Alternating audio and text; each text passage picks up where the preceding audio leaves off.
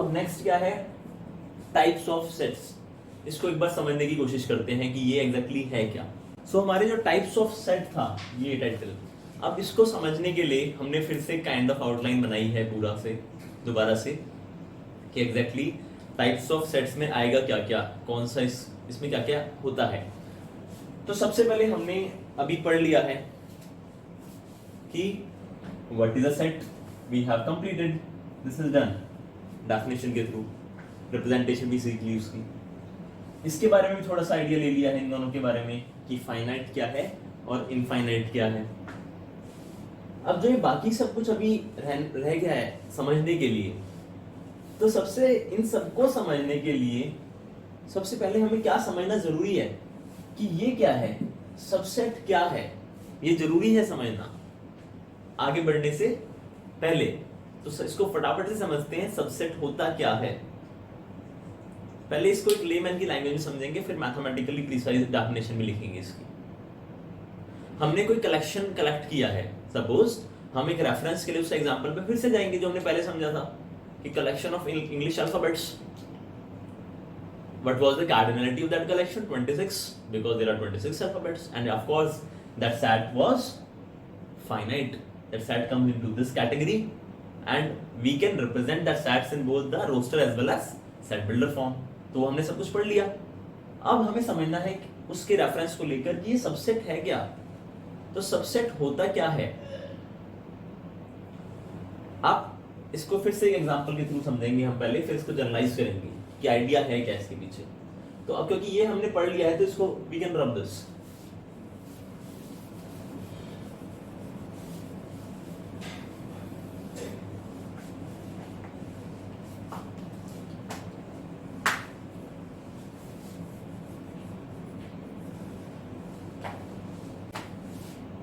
इसको यहां समझते हैं थोड़ा सा, इसको सबसेट को। फिर कलेक्शन ऑफ इंग्लिश अल्फाबेट्स, इसको मैं ई सेट दे दूं ना, कोई दिक्कत तो नहीं है इसको।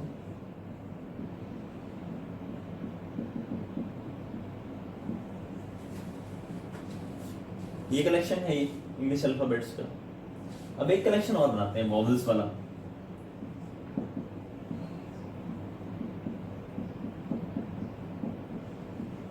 एक कॉन्सोनेंट्स का बना लेते हैं। कॉन्सोनेंट्स क्या होते हैं? Which are not vowels, the remaining.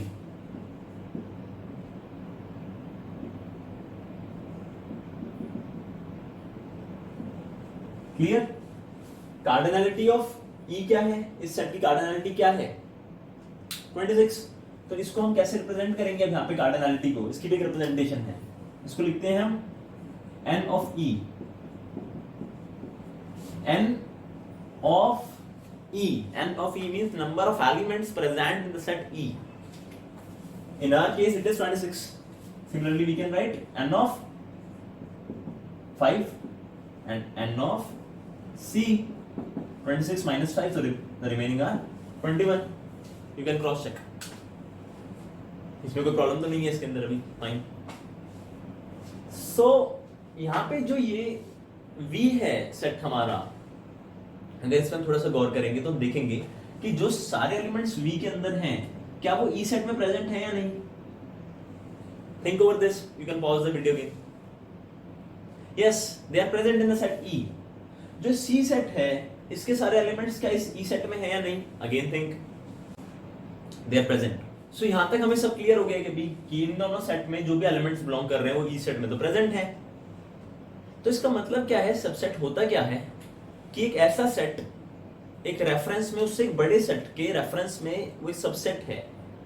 इसको हम अभी ग्राफिकली भी समझेंगे, इसका मीनिंग क्या है ग्राफिक रिप्रेजेंटेशन से, ज्योमेट्रिकली।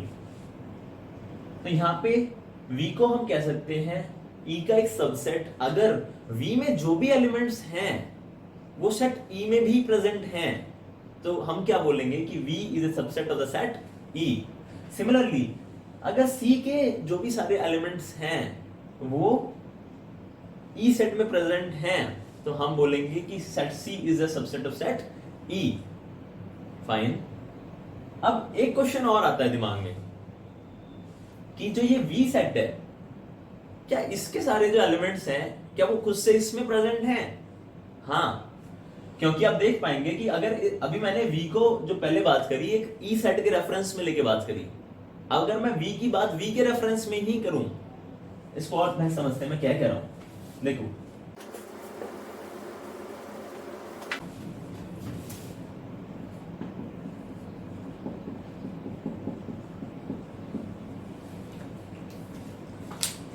मैंने इस सेट को फिर से लिखा जानबूझ के दोबारा से समझने के लिए कि हम कहना क्या चाह रहे हैं सबसेट के सेंस में, कि ये जो सारे एलिमेंट्स हैं इस सेट में है, क्योंकि दोनों एक ही सेट हैं तो होंगे ही। सिमिलरली अगर इसका एक और कॉपी बनाऊं उसकी कोई नीड नहीं है, बस समझने के लिए लिखा है उसको, ये दोनों एक ही चीज है। तो इसके जो सारे एलिमेंट्स हैं अगेन इस सेट में प्रेजेंट है, ई सेट के जो सारे एलिमेंट्स हैं वो ई सेट में प्रेजेंट है। तो हम ये बोल सकते हैं कि ई सेट खुद का सबसेट है, वी सेट खुद का सबसेट है, सी सेट खुद का सबसेट है। तो इससे क्या समझ में आया, in general every set is a subset of itself, clear. And in reference when one set is bigger than the another, bigger here by bigger or to be more precise what I want to say कि एक set के अंदर दूसरे set के comparatively कुछ ज्यादा elements हैं। जब हम एक रेफरेंस से बात कर रहे हैं, लाइक यहाँ पे ई सेट में 26 एलिमेंट्स थे, वी में खाली 5 ही थे, और वी के जो सारे एलिमेंट्स थे वो ई सेट में भी प्रेजेंट थे। तो इससे हम क्या कह रहे थे कि जो हमारा वी सेट है वो सबसेट कब कहलाएगा, सेट ई का, अगर वी के सारे एलिमेंट्स ई सेट में प्रेजेंट हो, और वो कि हमारे केस में है। सो इन जनरल अब मैं कैसे इसको समझ सकता हूँ मैथमेटिकल प्रिसाइजली मैथमेटिकल डेफिनेशन से, अब वो उस पे जाते हैं। पहले उससे पहले हम एक रिप्रेजेंटेशन समझते हैं कि इसको लिखते कैसे, कि हम कैसे कहेंगे कि ये इसका सबसेट है। हमें इतना तो आइडिया लग गया है थोड़ा सा कि कौन कब इसका सबसेट होगा। सो इसको सबसेट को हम ऐसे लिखेंगे, पहले जो सबसेट है और वो कौन से सेट का सबसेट है। तो यहाँ पे V क्या है, सबसेट है E सेट का। तो जो सबसेट होता है उसको हम लिखते हैं पहले, और जिसका होता है उसको लिखते हैं बाद में। और उसके लिए नोटेशन क्या है, ये इसको हम और ऐसे ही बोल सकते हैं कि the set V is contained in set E। Is clear कि हम ये बोलेंगे आइदर कि V सेट क्या है, V set क्या है, is a subset of set E, the set V subset of set E, और V is contained in the set E। इसको और क्या समझ सकते हैं हम, देखो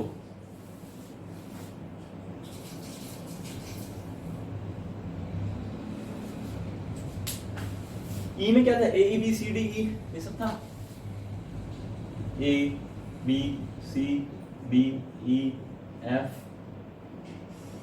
G H I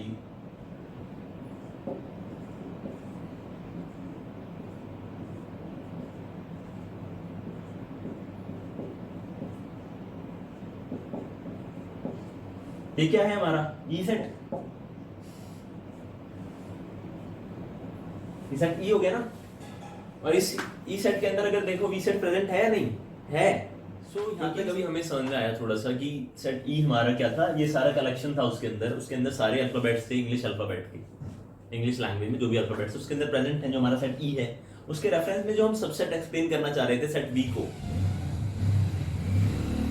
तो सेट वी के जो भी मेंबर्स हैं, all the vowels which are again present in the set E, which we can see and which I have marked through this blue kind of a boundary, which don't have any specific shape to be named.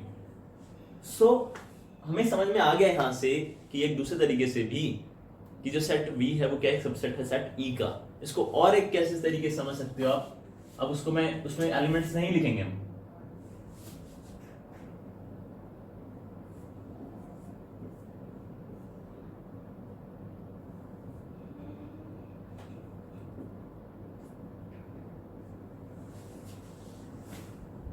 so this rectangular kind of shape is the set E, geometrically I'm representing, and this circle kind of this shape is for the set E. Fine. So यहाँ पे अब again हमें दिख रहा है कि जो set V है वो पूरा कंटेन्ड है सेट E के अंदर बैठा हुआ है। मतलब कंटेन्ड का मतलब क्या, उसके सारे एलिमेंट्स अंदर प्रेजेंट हैं, तो वो सबसेट हो गया। I hope now it's clear. Let's move forward in our discussion. Mathematical definition को भी फटाफट से देख लेते हैं। तो मैथमेटिकल डेफिनेशन क्या है, ये अ सेट ए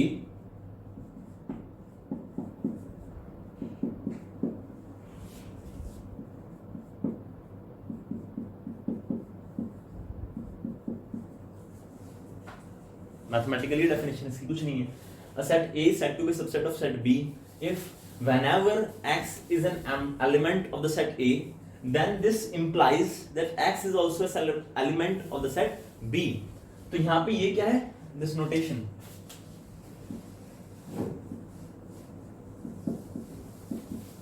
Implies, और इसको हम पढ़ ही चुके हैं. ये वाली क्या है?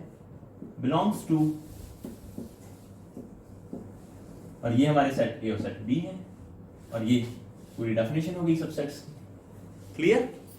इसमें कुछ कंफ्यूजन है ही नहीं. जब भी एलिमेंट इसमें कोई एलिमेंट बिलोंग करे, ए को सेट ए को सेट बी का सबसेट कब कहेंगे? जब भी सेट ए में जो भी एलिमेंट है वो सेट बी में भी प्रेजेंट है, but not vice versa. Opposite नहीं बात कर रहे हैं तक हम. क्लियर?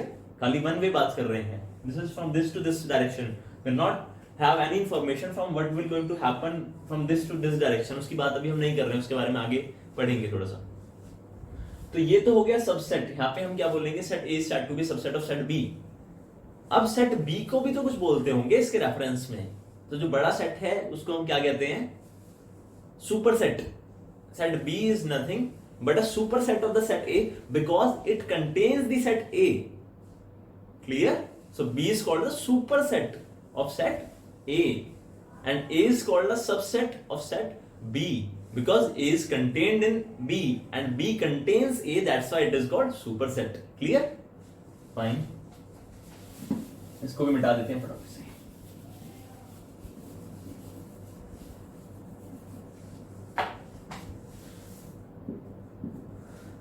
ये दोनों चीजें समझ में आ गई होंगी. अभी थोड़ा सा क्लैरिटी हो गई हमें कि क्या है इसका मीनिंग एग्जैक्टली मैथमेटिकल.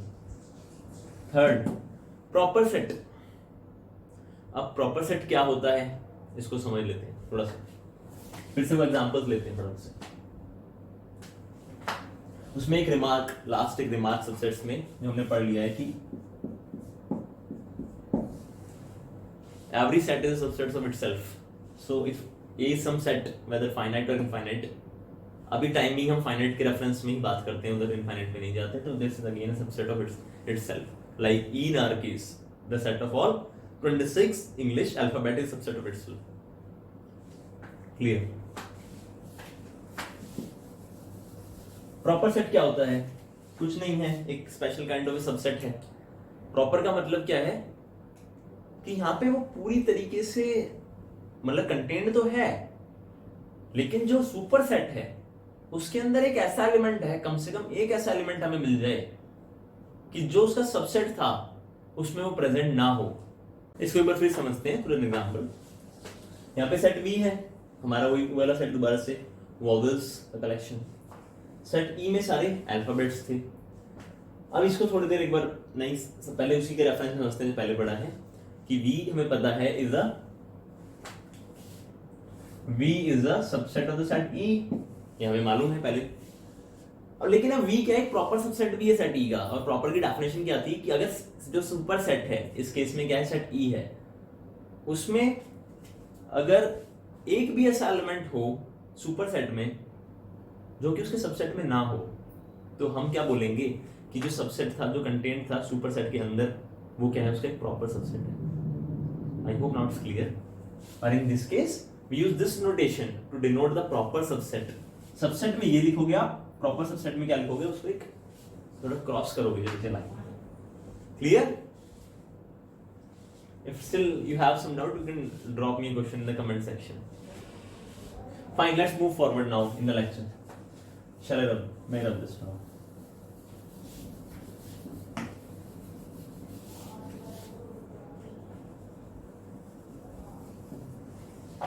तो यहाँ पे इसको भी हम टिक लगा देते हैं. ये हमारा भी, ये भी समझ में आ गया. इससे सेकंड क्या लिखा था कि based on the cardinality finite and infinite, वो भी हमें समझ में आ गया है.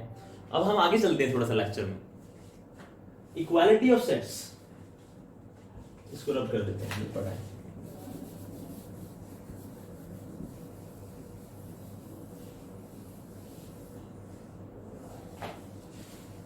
इक्वालिटी ऑफ सेट्स,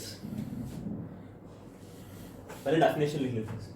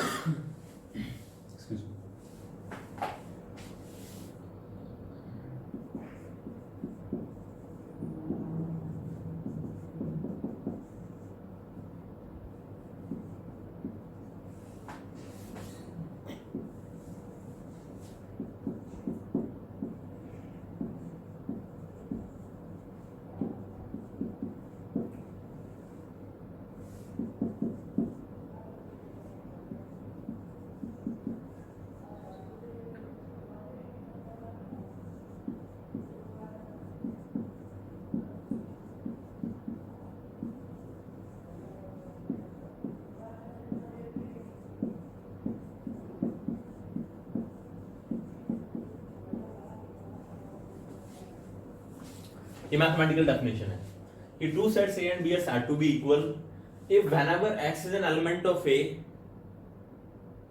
अगर इसको मैं यहां से समझूं,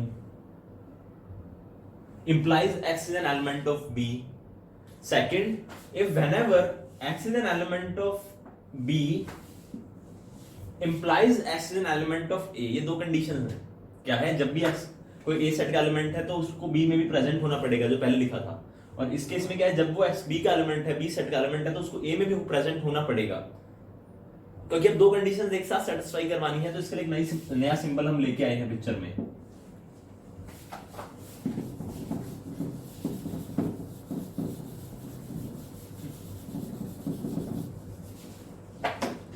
उसको हम क्या बोलेंगे, जो नया सिंबल है, ऐसे लिखते हैं इसको।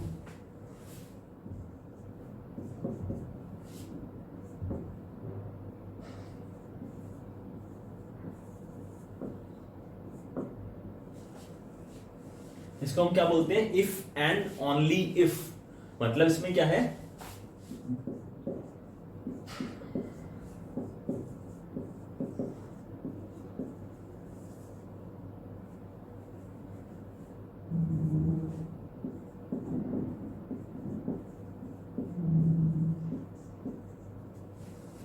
इसमें क्या है, बोथ वेज इंप्लीकेशन है। मतलब जो दो कंडीशंस हैं, अगर x इसका एलिमेंट सेट इस सेट का एलिमेंट है तो उसका भी होना पड़ेगा, और अगर x इस सेट का एलिमेंट है तो उसको a सेट का भी होना पड़ेगा। तो दोनों वाली जो इंप्लीकेशंस हैं वो सेटिस्फाई करेंगे वो एलिमेंट्स। तो हम इन दोनों को लिखने के बजाय इसको मैं ऐसे लिखूं कि x इज एन एलिमेंट, इसको हम ऐसे लिखें कि x is an element of set A implies x is an element of B। इसको और कैसे लिख सकते हैं, मतलब उसको ऐसे भी लिखा जा सकता है।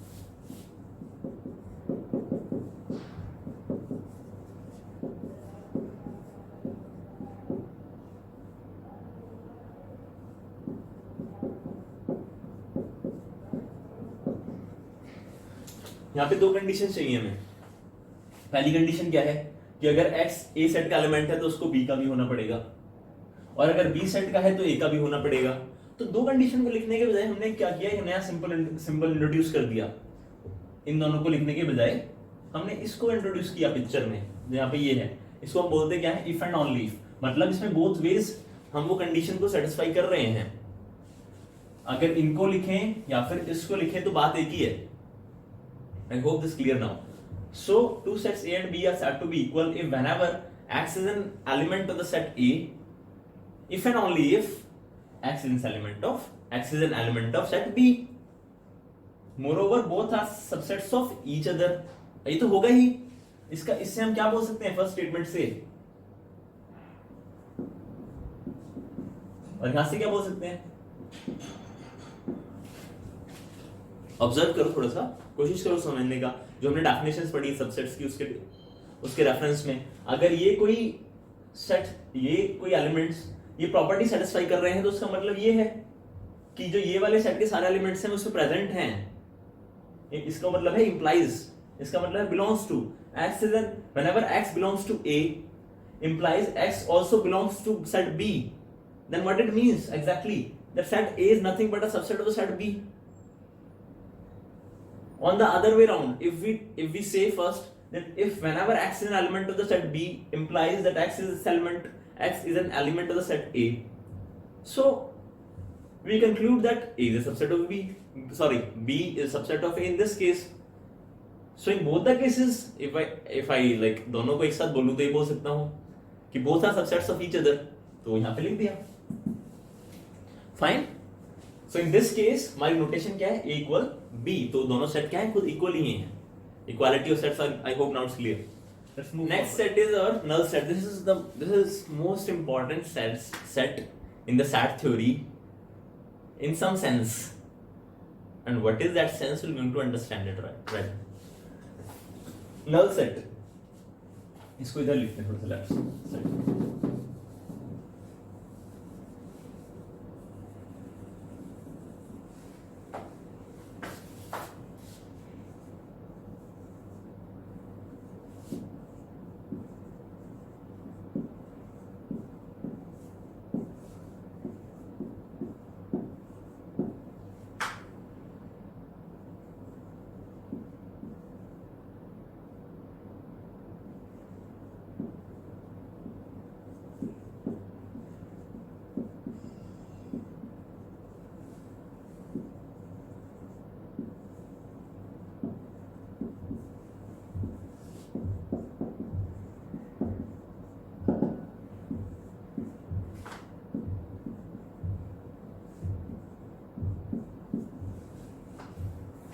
Clear?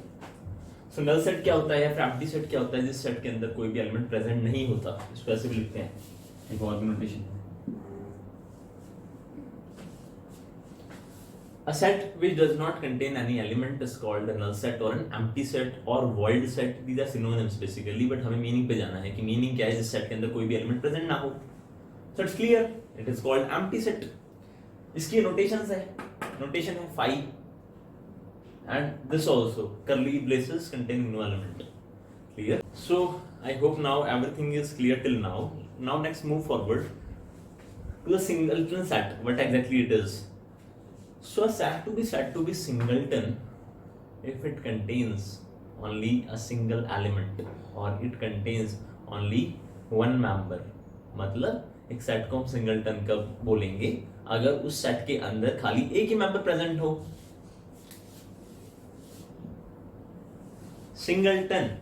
So that's why its name is single. Clear? Example ले लेते हैं इसका एक।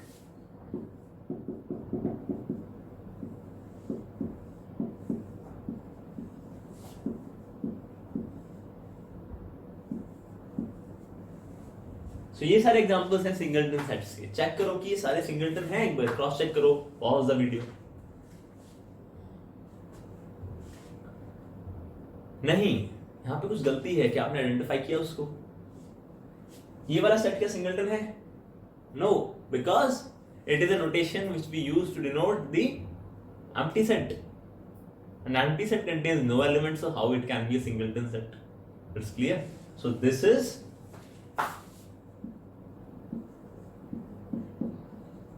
not a singleton set, but of course what it is? Empty set. Clear?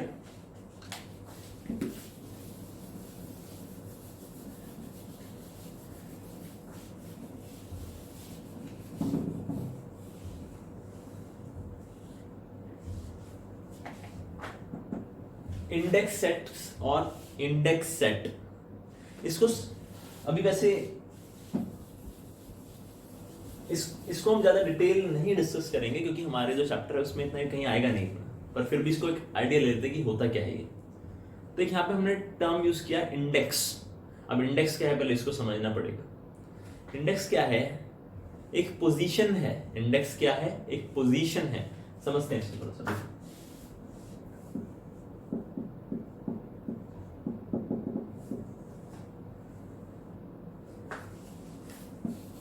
इससे थोड़ा कंफ्यूजन हो सकता है, मैं इसको इसलिए मिटा रहा हूं सेट को। इस सेट को लेते हैं।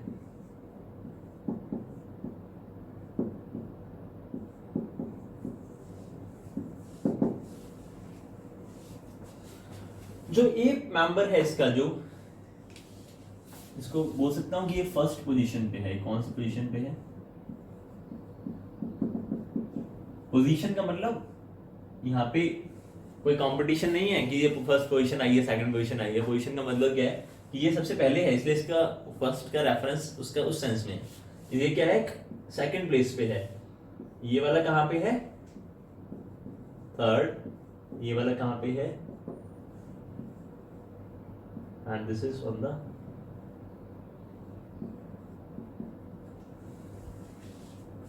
Fifth place. And this is important. Now इसको और एक दूसरे तरीके से समझते हैं। तो यहाँ पे जो ये वन है ना, मतलब अब इंडेक्स का अभी इंडेक्स नहीं है, अभी तो मैं पोजीशंस की बात कर रहा हूँ। इंडेक्स क्या है एक्चुअली?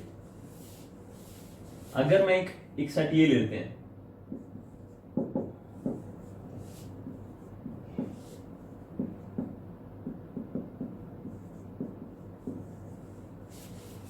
तो यहाँ पे जो वन है ये क्या है? एक सबस्क्रिप्ट है। ये क्या है? एक सबस्क्रिप्ट है। 2 है, ये भी क्या है? एक सबस्क्रिप्ट है। किसकी? ए इन एलिमेंट्स की। 10 क्या है? एक सबस्क्रिप्ट है। लेकिन ये सब सबस्क्रिप्ट्स हैं, हमें क्या ये पोजीशन नहीं बता रहे साथ के साथ कि ये वाला जो एलिमेंट है ये क्या है? फर्स्ट पोजीशन पे है, ये सेकंड पे है, 10th पे है। मतलब यहां से मैं ये भी तो बोल सकता हूं कि कार्डिनलिटी ऑफ आई इज 10। ये भी हम पता लगा सकते हैं अगर हमारे पास पोजीशंस पता है, हमें ये पता है कि कौन सा इंडेक्स है। इंडेक्स क्या है एक्चुअली, मतलब इंडेक्स हुआ क्या कि जो हमने नंबर्स यूज किए हैं, अभी खाली मैं इसको बहुत ही बेसिक आइडिया दे रहा हूँ, अगर इसको प्रिसाइजली लिखूंगा तो वो अभी 11th क्लास के पॉइंट ऑफ व्यू से it's not required, that's I am not doing that much detail right now. So for timing, just for the sake of understanding, we can understand it in terms of the positions, what exactly index is. When you will going to go for some higher level or higher studies, like in bachelor's or masters, then there precisely you will going to learn what exactly. So as I was telling, so there you're going to learn in the higher mathematics or in the higher studies what how index play a very important role when we try to distinguish some arbitrary structures, when there comes some different operations over them in the form of relations or some abstract structure I'm talking. So there we rigorously require the meaning of index, what exactly index is. हमारे लिए अभी यहाँ पे एक secondary education के point of view से अभी हमें इतना इसको डिटेल में जाने की नीड नहीं है, और आने वाले टेक्स्ट में जब हमें जहाँ पे इसकी अगर जरूरत पड़ेगी तो तब हम वहाँ पे डेफिनेटली इसको पिक्चर में फिर से लेके आएंगे इंडेक्स को, और वहाँ पे इसको और समझेंगे कि क्या है ये और ढंग से. पर अभी के लिए हम इसको यहीं पे रोक सकते हैं, हाँ इतना सफिशिएंट है, इंडेक्स है क्या.